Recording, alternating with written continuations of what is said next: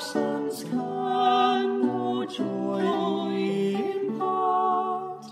Vamos lá, então. Boa tarde a todos. É um prazer estar aqui com todos vocês.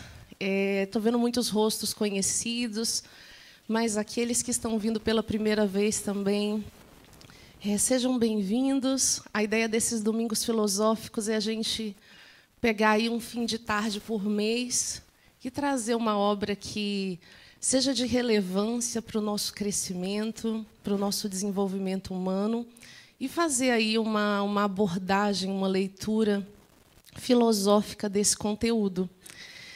Então, para aqueles que não conhecem o nosso formato, eu vou fazer uma exposição aí de 50 minutinhos e, no final, eu abro para perguntas, não só para perguntas, mas também para ouvir um pouquinho da opinião, do comentário de todos vocês.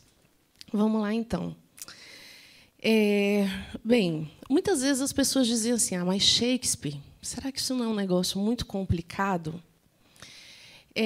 Talvez a grande complicação é que, por trás das obras de Shakespeare, tem um contexto muito grande, no sentido de que, se a gente conhece um pouco sobre o teatro, se a gente conhece um pouco sobre o teatro grego, se a gente conhece um pouco sobre a tragédia grega, se a gente conhece um pouco sobre o Renascimento, que é o resgate de tudo isso, se a gente conhece um pouco de Shakespeare, é claro que, quando você vai ler uma obra de Shakespeare, tudo tem mais sentido.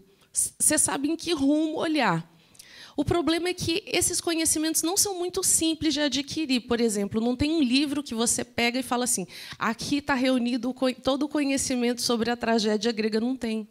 Aristóteles fala um pedaço aqui, aí outro fala outro pedaço ali. As coisas, esses conhecimentos não chegaram inteiros ao Renascimento. Então, é difícil ter contato com isso? Então, o que é a minha proposta? É que, nessa série de Shakespeare que a gente está fazendo, nós fizemos Hamlet, estamos fazendo Otelo agora, nossa próxima tragédia Macbeth, depois Romeu e Julieta, e assim vamos, né? A minha proposta é que, no início de cada uma dessas palestras, que a gente possa abordar algum desses elementos. Então, na palestra passada do Hamlet, eu falei um pouquinho sobre a linguagem. Hoje eu queria falar um pouquinho sobre o teatro e sobre a tragédia. No próximo, quero falar um pouquinho sobre Shakespeare, de forma que a gente vai ganhando alguns conteúdos que vão nos ajudando a lidar melhor com essas obras. Combinado, então? No início de cada uma dessas nossas palestras, a gente vai tirar 10 minutinhos para falar um pouquinho desses temas. E hoje eu queria muito falar um pouquinho sobre o teatro.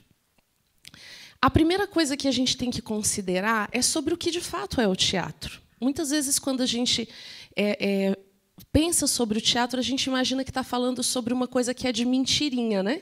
É uma história que é de mentirinha, que não é real. E é importante que a gente perceba que, para a consciência humana, isso não é verdade. O fato de algo acontecer, ser vivenciado no plano suposto, ou seja, no mundo do nosso pensamento, da nossa imaginação, isso não torna uma coisa menos real. Pelo contrário. Como não está preso nas circunstâncias do tempo e do espaço, pode ainda nos levar a conceber e a relacionar com realidades ainda mais amplas que uma determinada circunstância, um determinado tempo histórico, às vezes, por limitação, não pode conter. Então, imaginem vocês que vocês pensaram mal de alguém. Imaginem uma outra circunstância em que vocês falaram mal de alguém. Percebe que dá no mesmo? Você vai sentir uma distância daquela pessoa, você vai sentir um rechaço, você vai sentir que aquela pessoa não é sua amiga. O efeito não é diferente se eu estou pensando mal de você ou se eu falei mal de você para o meu vizinho. O efeito não é diferente. A coisa não é menos real porque existe nesse mundo. Então, a primeira coisa que a gente tem que ter em mente é que a gente está lidando com uma ferramenta super poderosa e que pode, sim, nos apresentar realidades, e realidades muito amplas e muito profundas. O teatro, nesses termos, né, que nos interessam, é o teatro clássico. O teatro de Shakespeare, já que é o tema da nossa palestra hoje, o teatro que nos interessa é o teatro clássico, ou seja, é o teatro que aconteceu na Grécia Antiga, que nasceu ali. E que esse é o teatro que Shakespeare vai resgatar. Esse teatro ele se dividia em 3 categorias, digamos assim, 3 estilos: a tragédia, o drama e a comédia. Aqui eu peço um parêntese, né, para a gente poder pensar sobre isso. Por quê? Porque o que a gente chama de tragédia, o que a gente chamou de tragédia 2.500 anos atrás, não é o mesmo que a gente chama hoje. E o que a gente chamava de comédia não é o que a gente chama hoje, assim por diante. Então, o que era a tragédia para essas culturas? O que foi a tragédia na Grécia clássica? Era um estilo teatral que tinha um objetivo transcendente, que tinha o objetivo de relacionar o homem com os grandes arquétipos, com os grandes modelos da experiência humana. O drama era um estilo um pouco menor, digamos assim. Nós podemos sim dizer isso, do ponto de vista do seu objetivo e do seu propósito.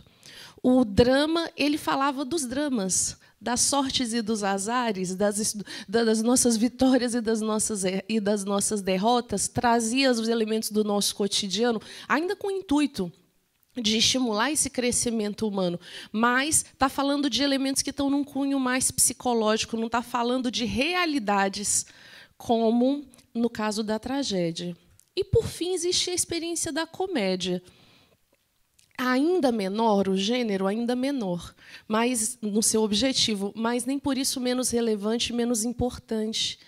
O intuito da comédia era desdramatizar, era você mostrar certas tipologias, mas com um ar cômico, com toda uma leveza, para que assim a gente pudesse rir de si mesmo, não achar que ter aquele defeito era a pior coisa do mundo, e quiçá a gente se reconhecesse em alguma daquelas experiências.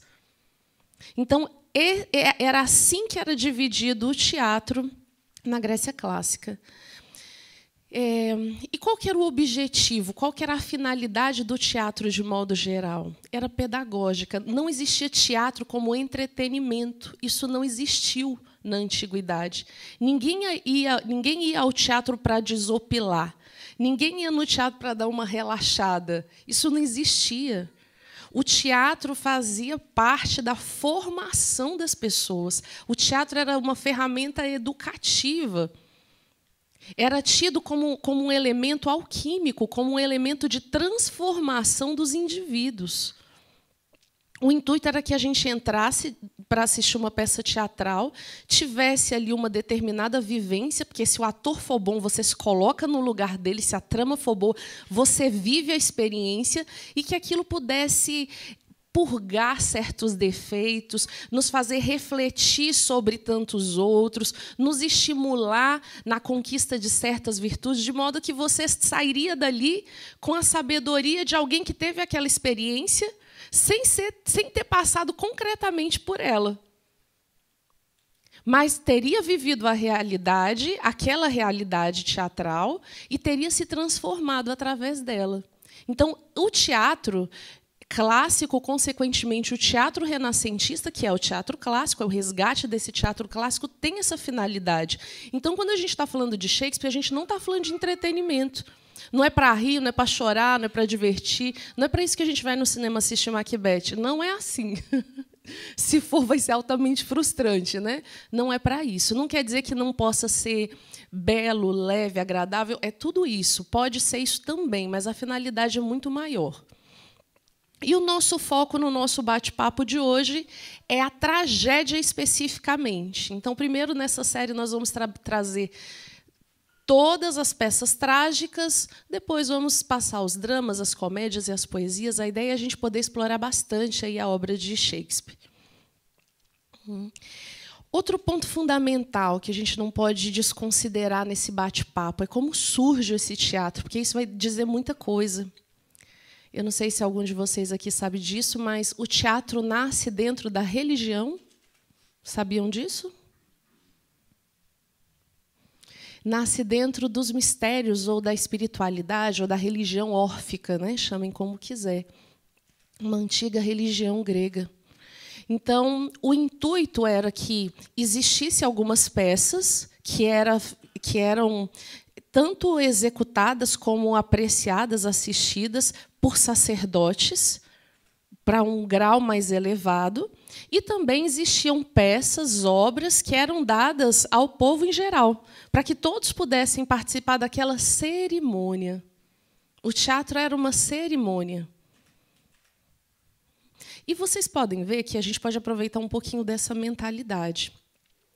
Podem ver que quando você vai assistir uma peça de teatro, e se tem a oportunidade de tomar um banho antes, de ir mais relaxado, de pesquisar um pouco sobre a obra antes, aí você chega lá, dá de cara com um prédio bonito, aí às vezes tem ali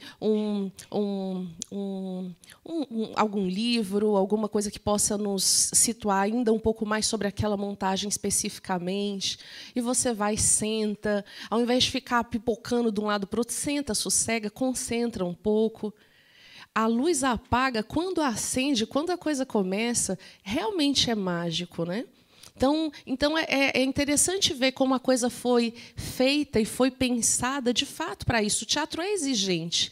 Se a gente não chega lá com o estado de consciência adequado, com a atenção necessária, a gente não consegue acompanhar.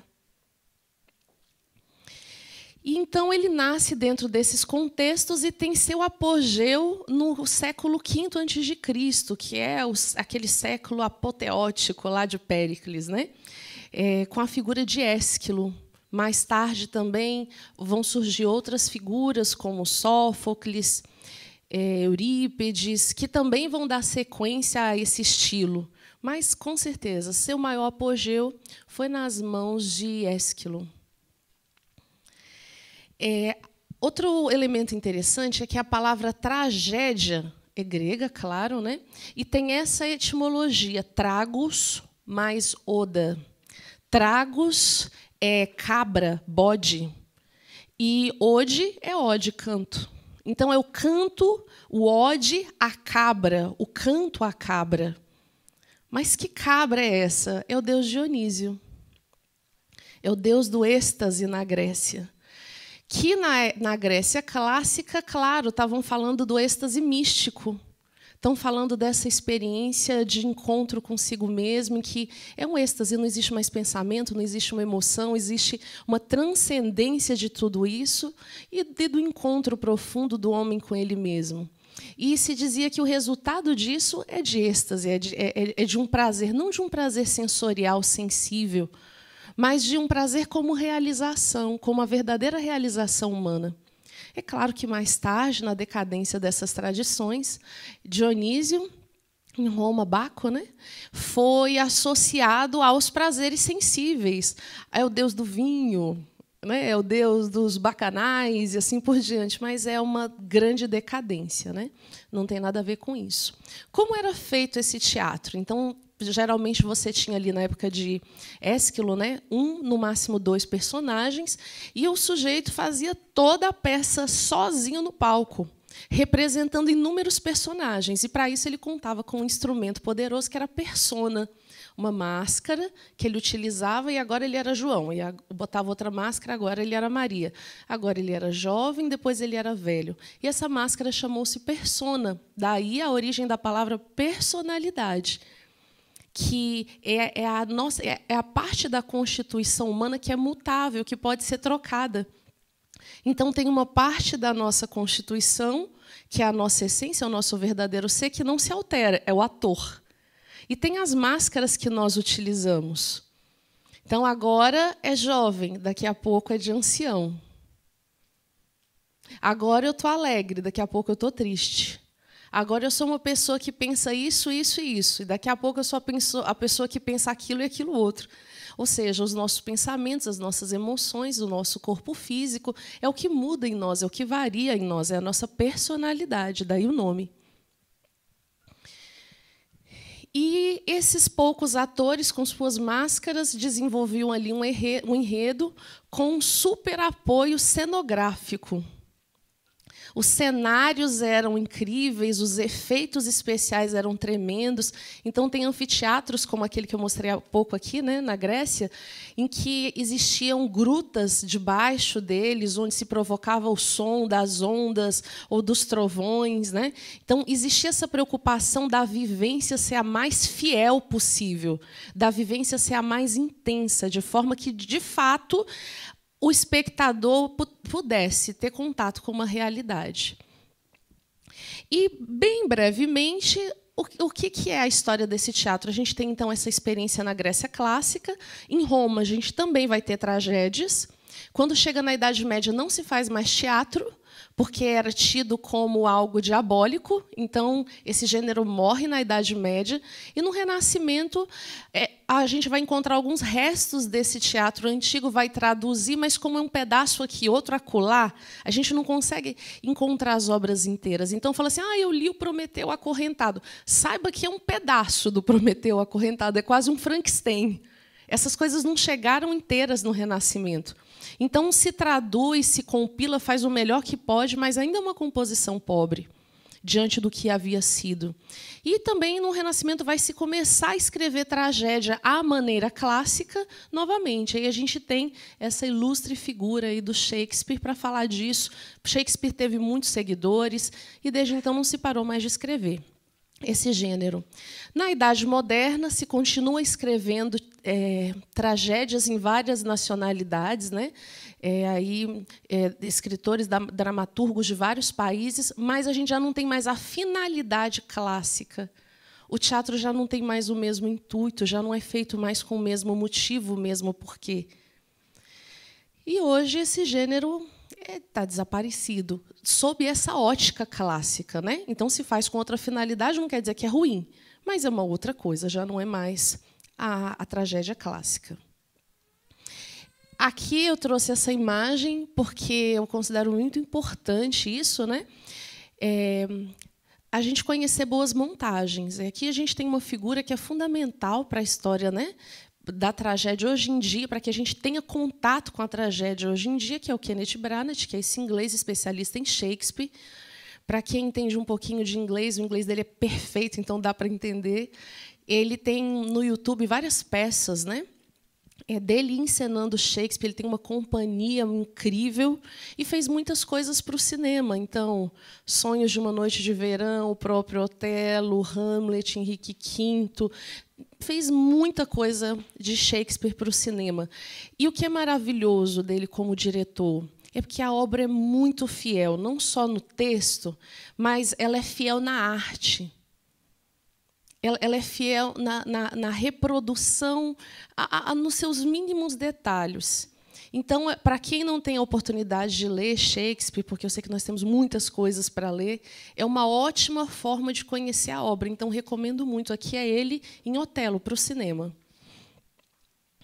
Essa é uma outra montagem linda de uma companhia de teatro espanhola, né, Noviembre, que é uma companhia também especialista em obras clássicas e que, na Espanha, atua nas ruas e atua também em grandes teatros, e essa é uma versão de Otelo bem bonita. Algumas outras coisas sobre a tragédia, para a gente já ir chegando mais perto de Shakespeare, a gente ir entendendo um pouco mais Otelo, né? A primeira coisa é que a gente tem que apagar na nossa cabeça essa associação que a gente faz de trágico com doloroso, triste, terrível, morte, assombro. Não tem nada a ver com isso. Tá certo que tem morte, é triste, tem tudo isso na tragédia, é verdade. Mas a gente está falando do gênero, sobretudo, né? Daquelas finalidades que conversávamos há pouco. Então, se o trágico não é esse doloroso, o que é o trágico? Então, Aristóteles vai falar sobre isso, né? Então, segundo Aristóteles, o trágico, né, o terror trágico, são as dores, esses mal-estares que são purgados pela compaixão. Só que aí tem duas coisas que é importante entender, né? O que ele chama de terror trágico e o que ele chama de compaixão. Então, para ele, o terror trágico é assim: existe uma harmonia na visão dele na natureza, uma harmonia que ele chama de cósmica, uma harmonia universal. Toda vez que, por uma paixão humana, a gente quebra essa harmonia, nasceu o trágico. Esse é o terror trágico. São as dores que vão nascer desse desequilíbrio. E aí o que é interessante que a gente vai ver na tragédia é que vai nascer essa experiência da compaixão como sendo um sentimento, uma visão que nos permite atuar nesse terror, que vai nos dar uma visão justa do que está acontecendo e que vai nos permitir remediar, aprender com isso. Então, na verdade, o terror trágico é do personagem e a compaixão é do espectador. Somos nós que nos compadecemos com aquela dor e por isso nos transformamos. Desde que não seja uma compaixão como ai, que peninha da Desdémona, ou coitadinha da Julieta. Não, mas uma compaixão verdadeira, que nasça de um motor sincero, de altruísmo, de generosidade, de tendência para o bem, que faz com que a gente olhe aquelas coisas e se compadeça e se sinta mal e queira algo melhor. Sempre na tragédia a gente vai ter esse elemento então de busca de transcendência, né? E esse é um elemento aqui complexo que eu me disponho no final desse bate-papo discutir um pouco com vocês, que é o fato de que a ideia é de que não é a dor pela dor. A dor tem uma finalidade transcendente na tragédia. E isso é uma coisa que trouxe muitos erros de entendimento para a história da arte. Porque, inspirado nisso, a gente começou a pensar que, imagine, se você tem aqui uma plateia insensível e eu faço algo bem chocante, que fira profundamente essas pessoas, elas vão acordar. Não é isso que a gente pensa hoje em dia? Algumas pessoas, muitas vezes, não era disso que esses clássicos estavam falando. Aqui a dor nunca vai aparecer com esse intuito de ferir, de traumatizar. Vocês vão ver, para quem não leu a obra, eu recomendo que leia. É uma obra que você lê em 1 horinha, é muito fácil a leitura. Você assusta ali as primeiras 5 páginas, depois flui deliciosamente bem. A mesma coisa é o filme, tão fácil de digerir. E você vai ver que você fica impactado pela experiência, mas a morte, a forma com que acontece, é extremamente belo. Ah, mas teve uma traição, rolou sangue para todo lado, uma pessoa enfiou a espada na barriga da outra, mas é feito de uma maneira artística, não te agride. Eu tenho uma experiência, né, acerca dessa questão da agressão da arte, que para mim é muito forte. Né? Há uns 15 anos atrás, eu assisti um filme, tarde da noite, sábado, na TV, não vou dizer o nome, me dá uma vontade de dizer, mas não... Que vontade de dizer. Ai, que vontade de dizer. Mas que é um filme que... Sabe quando você sente o trauma? No sentido de que fica machucada a psique, aquela imagem daquela cena de violência gera uma marca. E, às vezes, você está num contexto, sei lá, você vai pegar o carro num estacionamento mais deserto, está escuro. Eu sinto, às vezes, a mesma sensação do filme. Você vê que gera um trauma, traumatiza, machuca. Na visão desses clássicos, deixou de ser arte. Porque não é a dor pela dor, não é a morte pela morte. Não é igual a gente faz hoje em dia, que para poder vender um filme, você vai lá, às vezes aquele nu não tem sentido ali, não tem contexto para aquilo, mas você faz um recorte, monta lá um Frankenstein e põe a pessoa pelada, porque o que vai vender é saber que aquela atriz vai aparecer nua no filme. E a mesma coisa com a violência. E aí você vai, e agora o que vai acontecer? E vai aquela tensão toda, e é isso. E a gente tem que saber que é muito mais que isso. É muito mais que isso a proposta da arte. Não é só nos gerar uma emoção intensa, como se a gente estivesse pulando de bug jump a cada minuto. E não se trata disso. essa arte clássica tinha essa finalidade transformadora, era mais que isso. Então, a gente vai ver dor na tragédia? Vai, mas não é para ferir, não tem esse intuito. O intuito não é fazer as nossas emoções ficarem tensas, desesperadas, não. O intuito é que a vivência psicológica seja ampla o suficiente para substituir uma vivência concreta. Eu tenho que ter a experiência que teve Romeu, eu tenho que ter a experiência que teve Hamlet, para que eu não tenha que viver isso concretamente, para que eu possa partir para a minha vida como quem já sabe aquilo. Esse é o intuito, não é ferir ninguém, senão deixa de ser arte. Os temas metafísicos, as tragédias sempre vão estar falando de algum arquétipo, vão estar sempre tentando falar algo sobre o modelo da experiência humana, sobre o bem, o belo, o justo, o verdadeiro, sempre. Sempre esse vai ser o tema de uma tragédia. Não tem tragédia para falar de outra coisa. A morte, outro ponto importante dentro da tragédia, que nós vimos que não é a morte pela morte. Então, qual que é a finalidade? O que representa a morte dentro de uma tragédia? A morte é um portal. Dentro do contexto de uma tragédia, a morte é aquela circunstância que vai abrir a nossa visão. Quando acontece a morte na tragédia, é como se fosse uma porta que se abrisse, é uma realidade que se revela. Vai ser sempre assim, ela é sempre marca disso. Então, é uma perspectiva nossa que morre, uma outra que nasce, vai estar sempre relacionada com esse contexto. Nós vamos ver isso bem claramente em Otelo. E, por fim, para a gente poder falar um pouquinho do Otelo propriamente dito, um tema fundamental é isso, é a gente vê muitas críticas acerca de Shakespeare, positivas, negativas, críticas de todas as formas. E muitas muito boas e interessantes, inclusive, até recomendo. Só sugiro a gente fazer uma consideração sobre esse tipo de obra, que é assim. Como nós vimos, essa é uma obra que fala de valores atemporais. Então, o amor é uma coisa de ontem, de hoje e de amanhã. A justiça é uma coisa de ontem, de hoje e de amanhã. São temas atemporais. Eu não posso julgar uma obra dessa com valores temporais.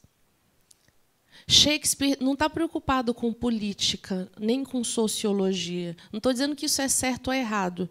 Só estou dizendo que não é o foco dele. Muitas vezes ele até faz alguma crítica da sua época, mas são raras as vezes. Não é o objetivo. A finalidade é outra.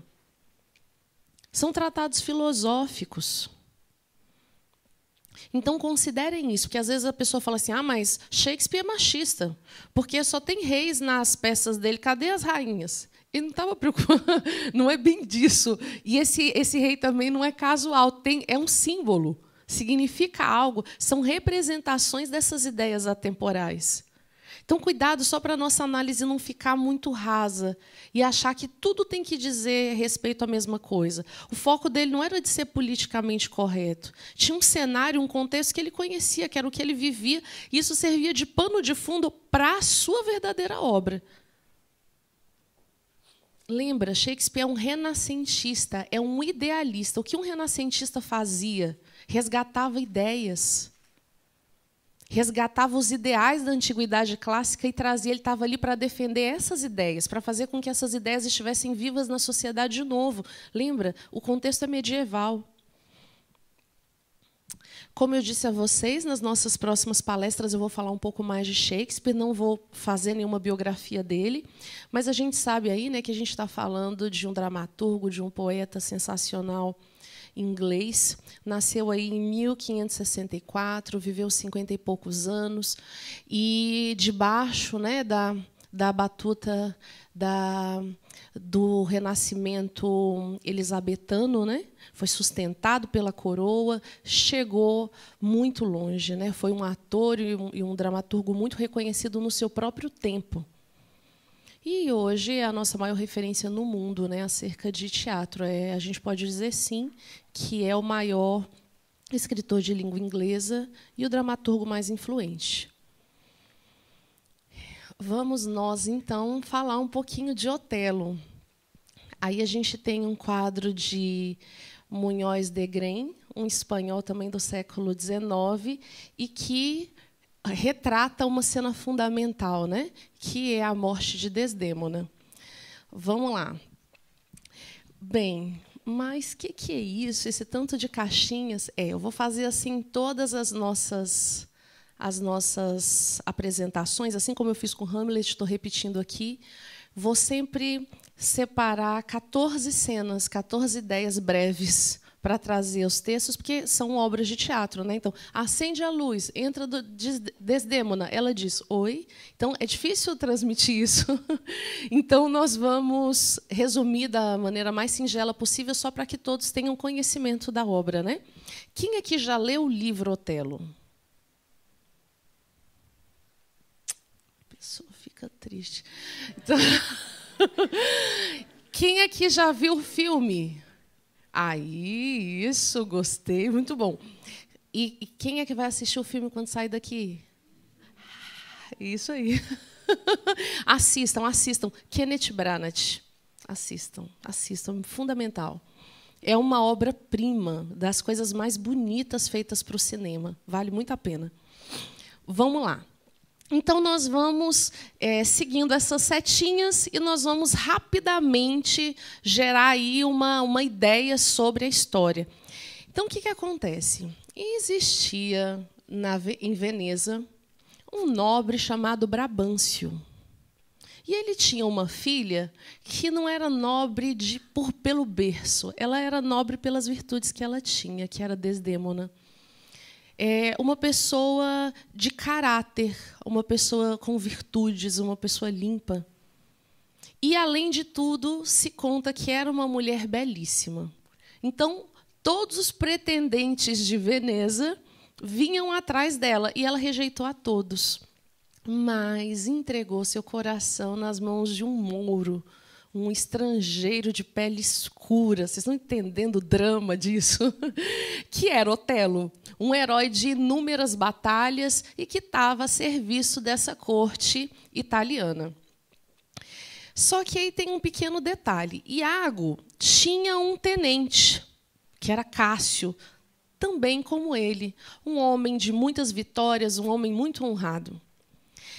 E ambos, por desgraça, caíram na mira de um mau caráter chamado Iago. E esse é o grande vilão da nossa história. E, na minha opinião, o vilão mais incrível que Shakespeare escreveu.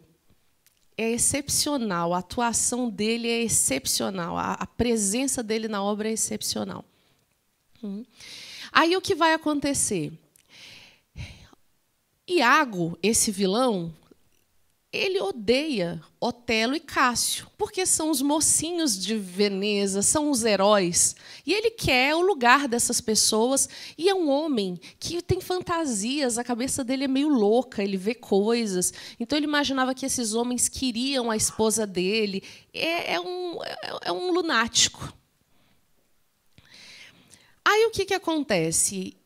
Dentre os pretendentes que Desdémona desdenhou, existia entre eles uma figura chamada Rodrigo, um homem comum, de cabeça fraca, fácil de ser manipulado, como Iago precisava. Então, Iago vai utilizar Rodrigo de testa de ferro para as suas tramas.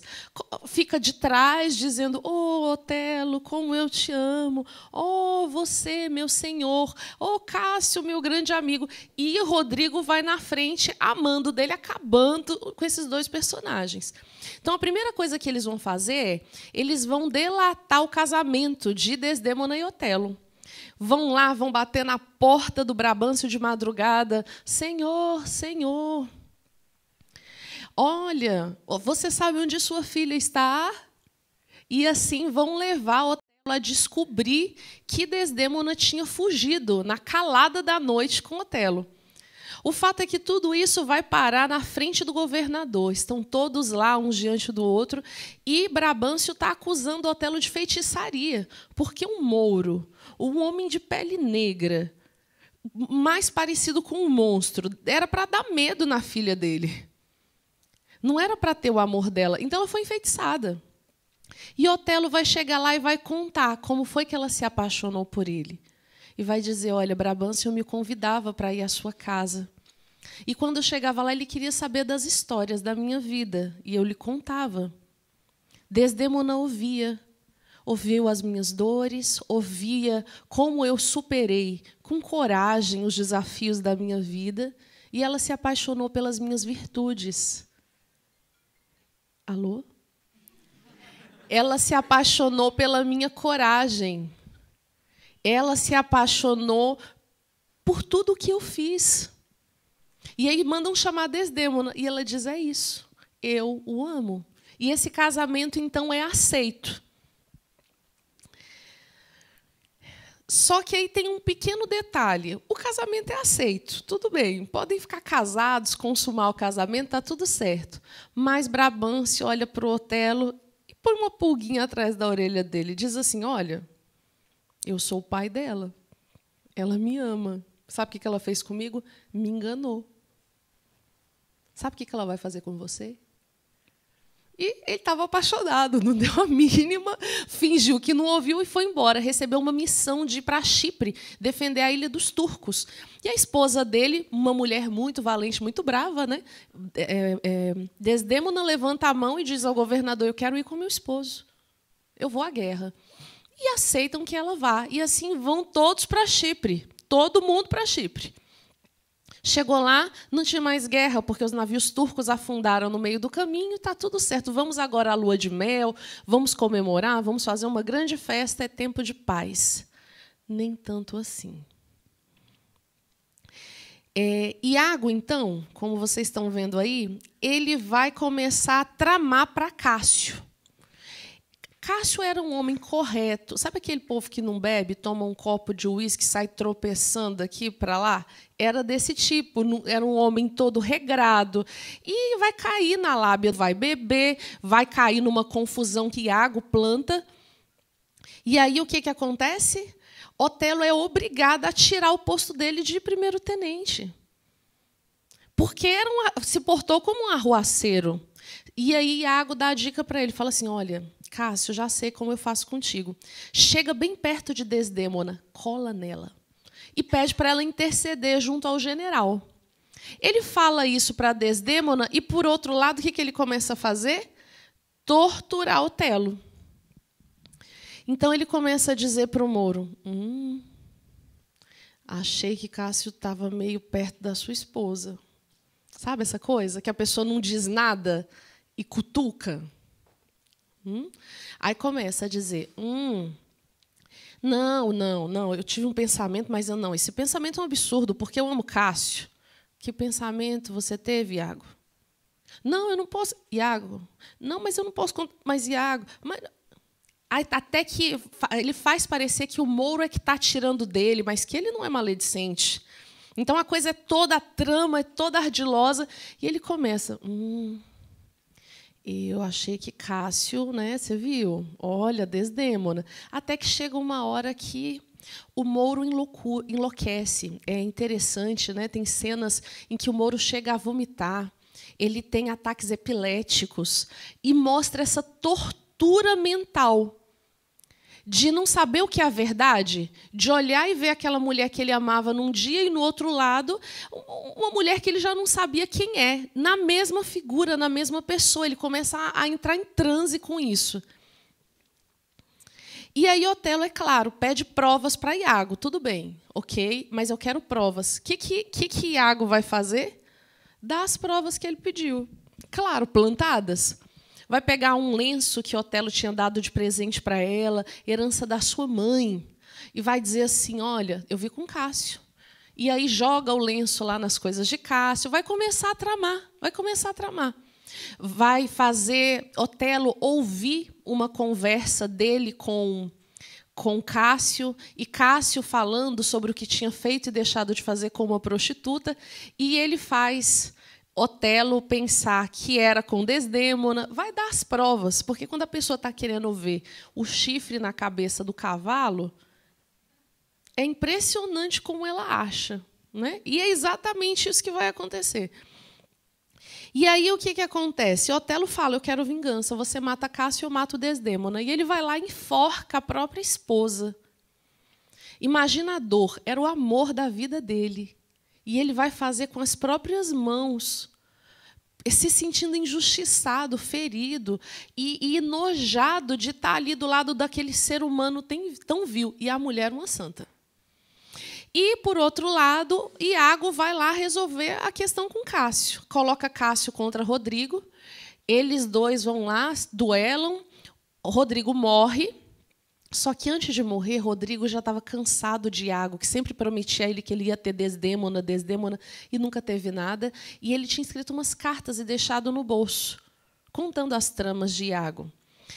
E Cássio não morre nessa situação. Estão chegando uns nobres de Veneza e vão ver aquela cena sangrenta toda, né? E aí o que vai acontecer? A criada de Desdémona entra no quarto e vê que ela está morta e começa a gritar: assassino, assassino, assassino, o Moro é um assassino. E os nobres vão lá ver o que é que tinha acontecido. E ele começa a explicar: olha, não é que eu sou um assassino.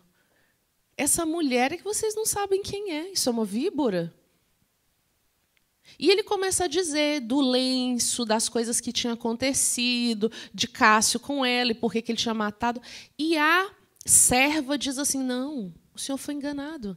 Porque a serva era a esposa de Iago, inclusive. Diz: olha, fui eu que peguei o lenço, eu dei para ele, eu não sabia para que ele queria, eu dei. Foi eu que roubei. Eu estive do lado dessa senhora todos os dias enquanto ela esteve aqui. Ela nunca esteve sozinha com Cássio, eu lhe garanto. E aí, quando os governantes chegam, trazem também as cartas que Rodrigo tinha no bolso. E aí contam para o Mouro toda a trama, como tudo havia sido tramado nos mínimos detalhes. E, é claro, Otelo morre. Otelo se mata com uma adaga que ele tinha no quarto. Iago mata a esposa para que ela não falasse ainda mais. E Cássio vai ser feito governador da ilha de Chipre por esses nobres venezianos. E a ele vai caber a pena de Iago, que também vai ser assassinado. Em outras palavras, morreu todo mundo. Não ficou um vivo, morreu todo mundo. Nossa, mas essa confusão toda para morrer esse tanto de gente? Lembra que não é bem uma morte, né? Vamos ver, então, do que é que isso tudo está falando. Então, aqui foi um breve relato. Deu para a gente entender esse pedaço? Eu tentei sintetizar o máximo possível a história. Né? Então, em outras palavras, Otelo é um homem que duvida dele mesmo, é o mouro, é o homem de pele escura, é o estrangeiro. Embora Desdémona tenha se apaixonado por ele pelas suas virtudes, mas ele duvida dele mesmo, então Otelo vai lá e consegue plantar nele a desconfiança, os ciúmes. Iago, consegue plantar nele a desconfiança, os ciúmes. E, quando ele é tomado por esse sentimento, ele perde a visão, ele já não sabe mais o que é e o que não é. E, nessa hora que ele perde a lucidez, que ele perde a visão, o pior dele e de todo mundo é suscitado. E a gente tem aí toda essa tragédia. É isso, ok? Eu trouxe para hoje 3 reflexões, 3 análises filosóficas para essa obra. Eu acho que tem 3 pontos que são cruciais, que são fundamentais para essa nossa experiência com Otelo. A primeira delas é de que Shakespeare, entre muitas coisas, é uma especialista em tipologias. Toda obra de Shakespeare tem um pouco esse intuito de nos apresentar alguns tipos humanos. De dizer, olha, existem pessoas que são assim, existem pessoas que são assim, e existem pessoas que são assim. São obras que têm esse intuito de trazer essas tipologias para que a gente tenha um autoconhecimento melhor, para que a gente conheça mais da natureza humana. E aqui a gente tem os 3 personagens fundamentais dessa obra. Desdémona, Otelo e Iago representam 3 tipologias. Aqui eu trouxe um esquema que foi utilizado na Grécia clássica amplamente, né, que foi apontado por Platão no seu 4º livro da República, né, no 4º capítulo da República, em que ele vai descrever as tipologias humanas. E ele vai dizer assim, olha, Todo ser humano tem dentro de si 3 elementos constituintes. Um elemento racional, um elemento colérico e um elemento concupiscente. Todo ser humano tem dentro de si esses elementos. Mas existem seres humanos em que o elemento racional é predominante. Então, a gente vai dizer que esse é um homem racional. Ele tem tudo, mas tem algo que predomina. Existem seres humanos que o elemento colérico predomina. Então, a gente vai dizer que é um indivíduo colérico. Existem seres humanos em que o elemento concupiscente predomina. Então, a gente vai dizer que esse é um indivíduo concupiscente. Entendem? E o que ele estava querendo dizer com essas palavras? Racional, colérico e concupiscente. Racional não é o homem que pensa muito, não é quem está agindo de uma maneira intelectual. Racional é o homem que, quando ele discerne, quando ele consegue inteligir algo como bom e como válido, ele consegue optar por isso e sustentar. Apesar de não lhe ser conveniente, apesar dele estar desejando outra coisa, mas se ele entende que o que é bom e o que é válido é aqui, ele consegue sustentar isso. Apesar de todos os apelos dos seus próprios instintos, de ameaças do meio, ele sustenta. Então, para Platão, esse é o homem racional. O que é o elemento colérico para Platão? Aqui, colérico não tem a ver com cólera, com raiva, como é na nossa concepção. Mas colérico aqui tem a ver com emocional. Tem a ver com... É porque a tradução é ruim. Talvez a melhor tradução não seria colérico, seria irracional. É o elemento em que eu não estou pensando. Então, talvez seja mais correto dizer irracional do que colérico. Então, são as nossas emoções. É o elemento em nós que deseja, que ama, que quer. Platão explica na República que esse elemento colérico, né, emocional, naturalmente no ser humano acompanha a razão, acompanha o elemento racional. Então, num homem saudável, na concepção de Platão, saudável, psicologicamente saudável, quando ele define que isso é o bom e que isso é o válido, ele fica motivado nessa direção, ele passa a desejar, ele passa a querer isso. Mas Platão adverte, olha, se ele não teve uma boa educação, se o caráter dele foi deformado no processo educacional, ele vai começar a gostar daquilo que não é bom para ele. Então, tem algo dentro dele que diz que o válido é para cá, mas ele quer mesmo é o que está para lá? É um problema de deformação do caráter, na visão de Platão.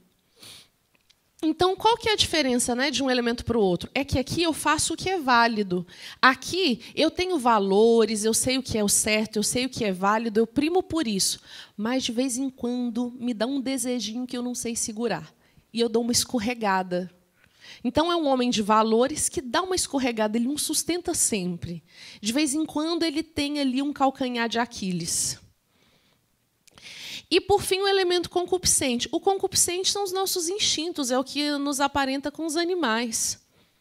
Então, qual que é o problema de quando esse elemento ele é predominante? Qual que é o problema do homem concupiscente?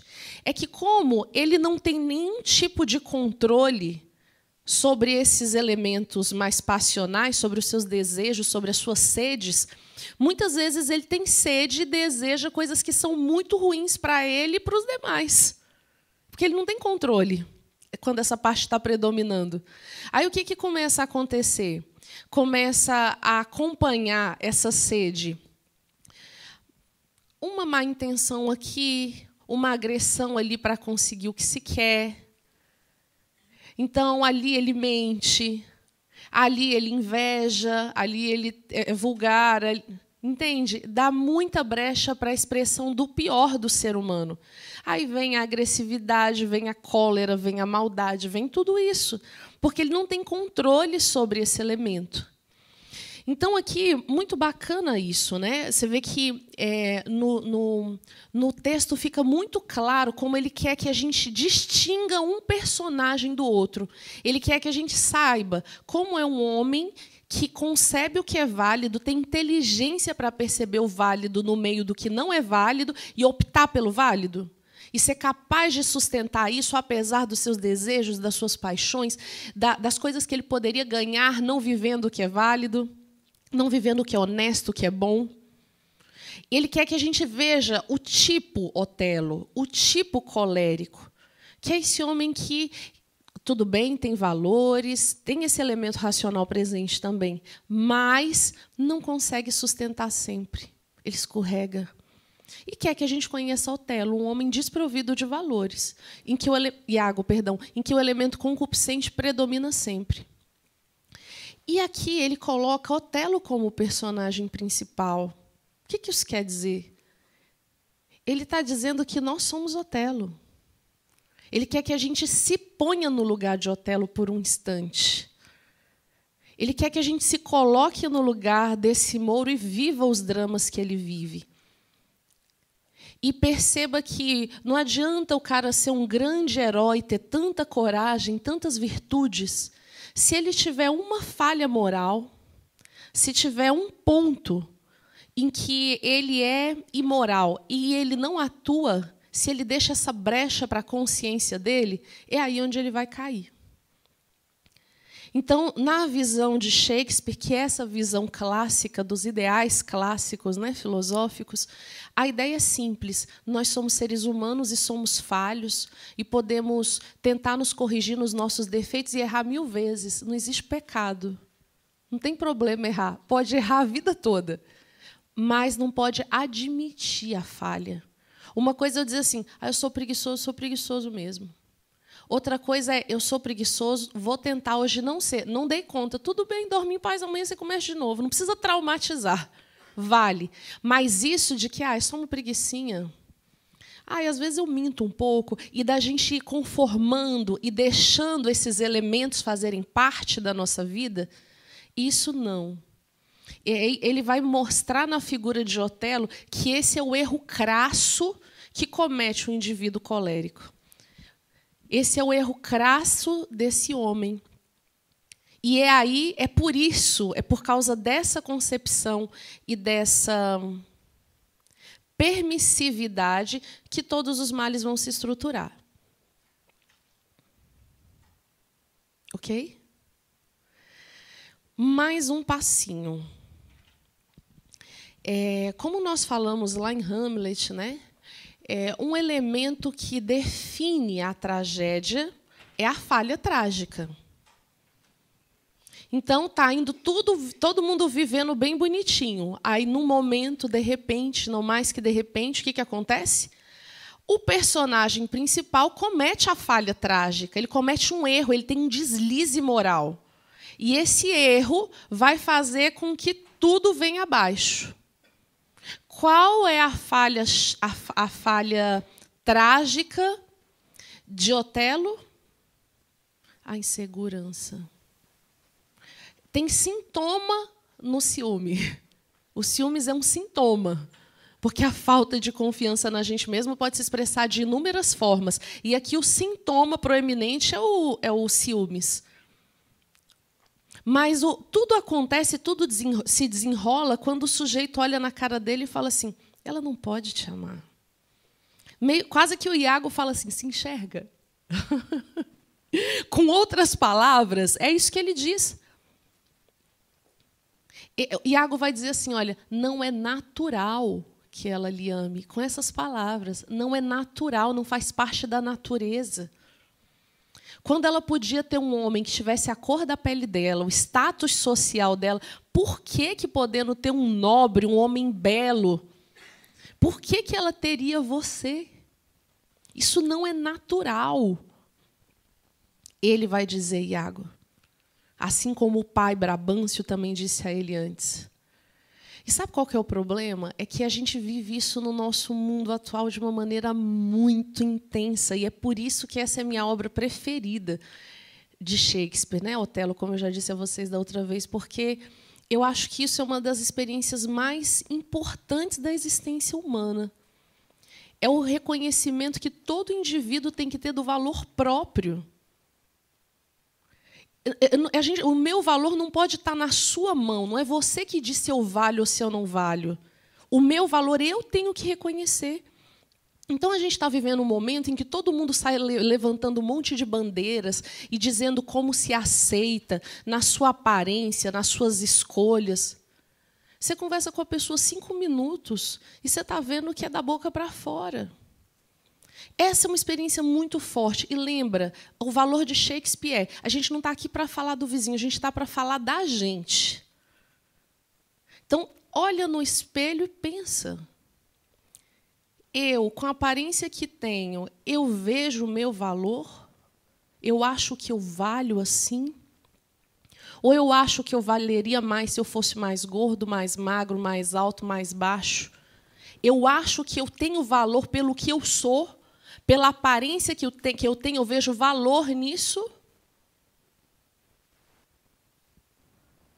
Ou é o tanto de psiu que eu ouvi na rua que vai dizer se eu tenho valor ou não, que vai deixar a minha autoestima alta ou baixa?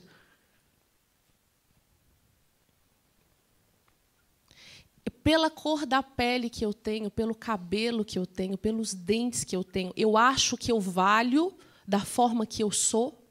Acho mesmo no fundo do meu coração? Porque isso, como eu estou dizendo, não adianta a gente declarar. Declarar aos 4 ventos, a gente pode declarar o que quiser. Mas aqui isso não conta quando o assunto é segurança. É olhar no fundo do nosso coração e ver o que a gente realmente considera. A minha condição financeira, a minha condição social. Eu tendo só o que eu tenho, eu acho que eu tenho valor? E quando chega uma pessoa com mais dinheiro perto de mim, eu começo a olhar assim? Eu invejo, eu abaixo a cabeça, eu falo diferente do que quando eu estou falando com uma pessoa que não tem dinheiro? Ou eu acho que eu tenho valor com o que eu consegui? Essa é a minha profissão, me dá isso, isso me deu o estilo de vida X e isso vale. Isso tem valor. Vocês estão entendendo onde é que eu estou querendo chegar? E é assim com todas as coisas que existem na nossa vida. Pela minha condição intelectual, eu acho que eu tenho valor pela condição intelectual que eu tenho? Ou quando chega perto de mim uma pessoa que estudou mais, que tem mais informações do que eu começo a falar assim, como é que eu faço? Então, essa obra foi escrita para falar disso. Essa é a falha trágica de Otelo. Essa é a ideia fundamental dessa obra. O nosso valor é dado por nós. É uma questão de reconhecimento da nossa condição humana. E o nosso valor, então, vai ser dado por isso, por esse reconhecimento. Quem está fora não tem o direito de dizer o quanto nós valemos. E é um erro trágico acreditar nisso, no preço e no valor que as pessoas nos dão. Ah, eu tinha um namorado e ele me deixou. O que você pensa? Coitado desse infeliz, vai viver sem mim? Ou você pensa, nossa, mas também ela era mais nova, ela era mais alta, ela tinha 1,20 de perna. O que você pensa? Entendem o que eu estou querendo dizer? Mas ele me deixou, então ele não sabia que eu tinha valor. O problema é dele, que não sabe. O nosso problema não é esse. A questão é, você sabe que você tem valor ou não sabe? E o que Shakespeare está dizendo na obra é, se não souber, você vai viver as dores dessa falha trágica. E eu acho lindo ver no final aquela cena, e é uma cena que vem muitas vezes no dia, às vezes, num dia, várias vezes vem na minha cabeça, que é aquela cena em que você tem Desdémona, sua criada, Otelo, Iago, todos mortos, ensanguentados em cima de uma cama. Ah, mas que beleza tem nisso? A beleza de recordar o desfecho da vida de um ser humano que não reconhece o próprio valor. Que não reconhece que o nosso valor não é dado por essas características. que o nosso valor está na dignidade de ser um ser humano. Não está nesses elementos. E todas as diferenças que nós temos e particularidades, se são nossas, se são a forma que eu, como ente, encontrei de me expressar, são válidas e naturais. E por isso são boas. E se tem uma pessoa com a mente muito estrita que não consegue reconhecer esse valor, o problema é dela, não é meu. Então, essa questão da valorização não é uma bandeira que a gente precisa levantar. É uma reflexão muito profunda que a gente precisa fazer. Não é um grito para fora. É um silêncio que a gente rompe por dentro.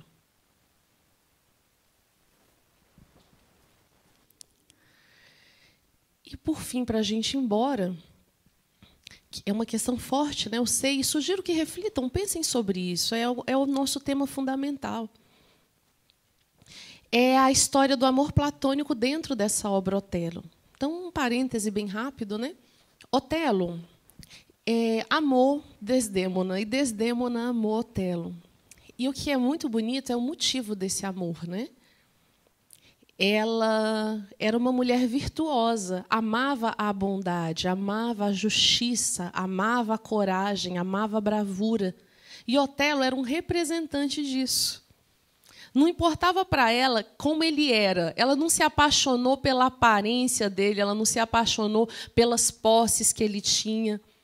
Ela amou o que ele conseguia encarnar dessas grandes realidades essenciais humanas. E a isso chamamos amor platônico. É o amor pelo inatingível, mas não porque um é Montec e o outro é Capuleto. Não é por isso que é inatingível. Não é inatingível porque meu pai não quer ou minha mãe. Não é por isso. É inatingível porque você não pode pegar. E por que eu queria, né, terminar o nosso encontro de hoje falando sobre isso? Porque a gente está vivendo um momento histórico, social, em que a gente carece de amor platônico. Em que carece a gente aprender a amar as coisas que são sutis. Se eu chegar para você e dizer, olha, você pode ali fora para mim pegar 3 quilos de ética? Dá para pegar? Não dá, é sutil. Se eu for lá e falar assim, olha, Roberto, 200 gramas de respeito, dá para pegar? Não, são coisas impalpáveis. E são essas e está faltando na nossa sociedade o amor por essas coisas, o amor pelas coisas que são intocáveis, inatingíveis. Está faltando amar a bondade, está faltando necessidade de compaixão, desejo de compaixão. O que está acontecendo é que a gente está desenvolvendo uma paixão visceral por tudo aquilo que a gente vê. Então, a gente tem se enamorado das coisas que a gente pode tocar, cheirar, ouvir, degustar. A gente está se apaixonando por isso, e só por isso. E a gente chega ao extremo de amar isso nas pessoas. Então, eu amo essa pessoa enquanto o sabor dela me traz um prazer. Pode ser que, de repente, eu olhe para um outro corpo que eu pense que vai me dar mais prazer, então esse já não serve mais. Porque a gente está tendo uma relação nesse nível com todas as coisas. Isso se chama materialismo. É esse enamoramento desmensurado por tudo aquilo que a gente pode tocar, ver, pegar, por tudo que é material. E isso nos faz superficiais. A gente começa a gostar só da superfície das coisas. E qual que é o ponto negativo disso? É o que falávamos há pouco. Tudo aquilo que não é superficial a gente deixa de acessar. Então, não dá mais para a gente falar de respeito, de bondade, de compaixão, de nada disso, com uma pessoa que é superficial, porque ela não vê essas coisas. Isso não faz parte da vida dela, da existência dela, não relaciona com isso. Se a gente quer que ela assista um filme, tem que jorrar 1 litro de sangue, tem que ter desespero e tem que ser visceral, senão ela não vai querer.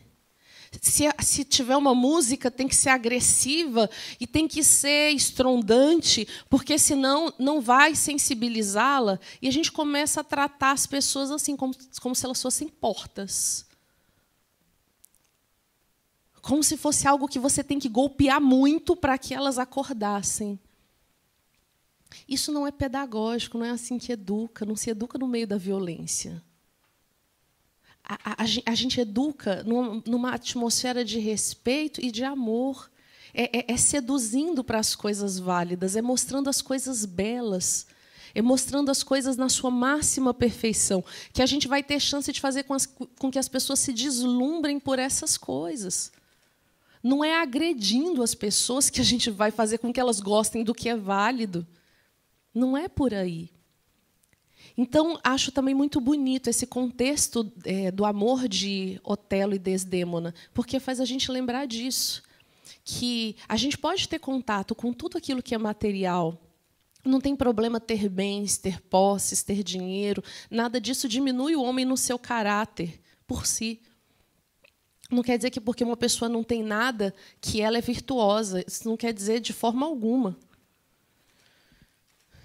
Mas, por outro lado, a gente tem que aprender essa arte de estar vivendo e se relacionando com coisas que são materiais, mas sem deixar de amar as coisas que são essenciais. Então, eu vivo essa realidade de tempo, espaço, eu tenho que trabalhar, eu tenho que cuidar dos meus filhos, eu tenho que dar a comida do peixe, eu tenho que molhar o pé de manjericão, eu tenho que fazer as coisas aqui desse mundo concreto. Mas nem por isso eu posso tirar o olho da bola, eu posso perder a visão do que é válido, do que é honesto, do que é respeitável, do que é digno, do que é íntegro, do que é o amor, do que é a paz. Eu não posso perder o olho dessas coisas, porque estou vivendo um mundo muito corrido e com coisas muito concretas ao meu redor. E daí nasceu a filosofia. Um dos motivos da existência da filosofia é isso, né? É resgatar o sentido da existência humana. Que sentido tem viver uma vida em que a gente só come, dorme, trabalha e faz coisas? O sentido da vida está justamente na nossa capacidade de reconhecer o significado da vida e de viver essa significância em todas as pequenas coisas que nós temos para viver no nosso dia a dia. Então, a gente pode viver toda a plenitude da vida lavando louça. Toda a plenitude da vida humana, que se encontra no amor, na sabedoria, na justiça, na beleza. Eu posso fazer isso trocando uma fralda. Eu não preciso fazer uma coisa especial para que algo tenha significado. A significância pode estar nas pequenas coisas. E talvez, se a gente conquiste, em algum momento, recuperar esse significado da vida, esse significado das pequenas coisas que constituem o nosso cotidiano, quiçá a gente possa viver uma vida com menos pressa, menos ansiedade, uma vida em que a gente corre, mas não sabe muito bem para onde está indo, e uma vida com menos medo do presente, do futuro. Porque já está plena, porque já se entende por que nós nascemos, né? Eu acordo de manhã sabendo o que eu vim fazer aqui, que o objetivo desse meu dia é ser mais humana, é ser mais bondosa, é ser mais humana, porque isso é o que eu sou. Eu não posso me realizar sendo uma coisa que eu não sou. Isso é o mais importante, não importa o que eu vá fazer. O que importa é que, naquilo que eu vá fazer, eu consiga me realizar na minha natureza, na minha verdade. A minha verdade é humana. Não é superior nem inferior a nenhuma outra natureza, mas essa é a minha natureza humana, é o que nós somos.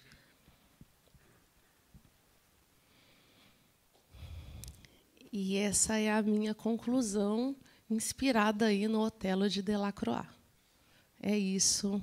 Obrigada pela atenção de todos vocês.